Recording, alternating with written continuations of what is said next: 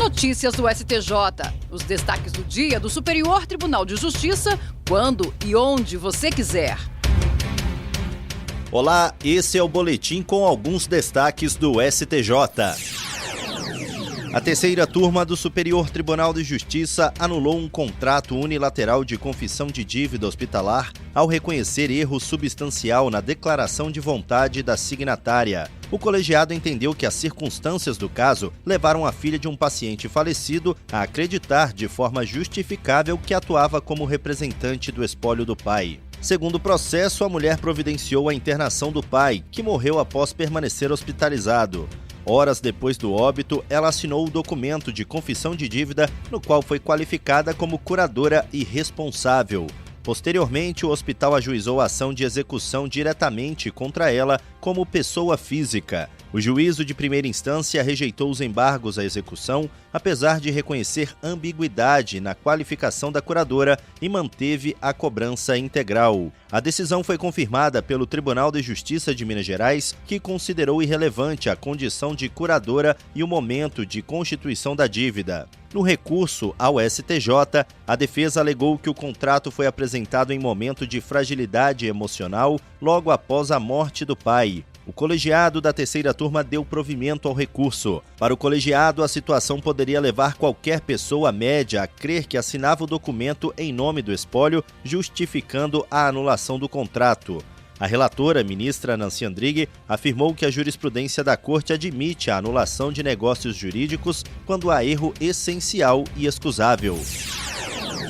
A terceira turma do Superior Tribunal de Justiça, por maioria, rejeitou recursos da Giral Energia e da Santo Antônio Energia, mantendo a decisão do Tribunal de Justiça de Rondônia, que reconheceu a responsabilidade das empresas pela redução da quantidade de peixes no Rio Madeira e as condenou ao pagamento de indenização para os pescadores afetados. Prevaleceu no julgamento o entendimento da relatora, ministra Daniela Teixeira. Segundo ela, a construção da usina hidrelétrica Santo Antônio foi causa suficiente para ensejar a responsabilidade civil objetiva das empresas pelos danos materiais sofridos pelos pescadores da região.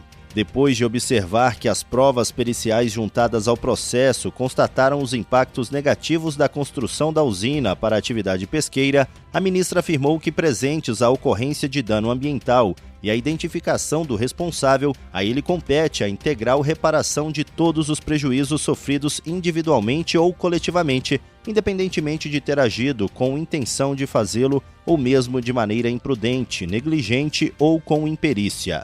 Daniela Teixeira ainda ressaltou a sólida jurisprudência do STJ favorável à integral reparação dos prejuízos em caso de dano ambiental.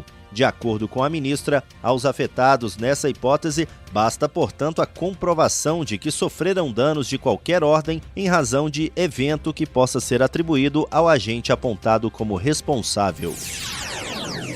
A primeira sessão do Superior Tribunal de Justiça vai definir sob o rito dos recursos repetitivos se servidores do antigo território de Rondônia que optaram pela transposição ao quadro em extinção de administração federal têm direito ao pagamento retroativo de diferenças remuneratórias decorrentes do reenquadramento funcional, além de qual deve ser o termo inicial desses valores. A controvérsia foi cadastrada como tema 1411. Os recursos especiais têm como relator o ministro Teodoro Silva Santos.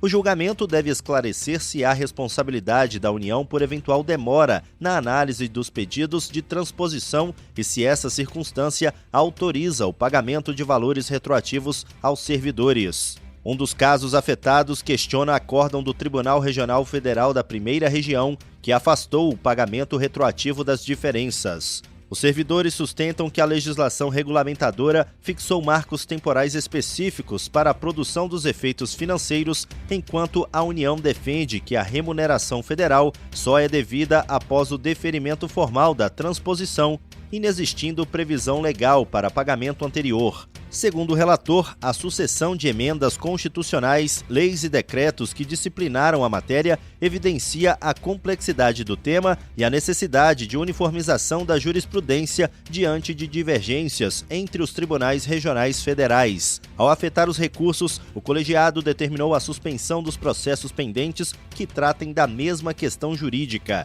O julgamento sob o rito dos repetitivos permite a fixação de tese com aplicação nacional com o objetivo de assegurar segurança jurídica, isonomia e racionalização das demandas repetitivas.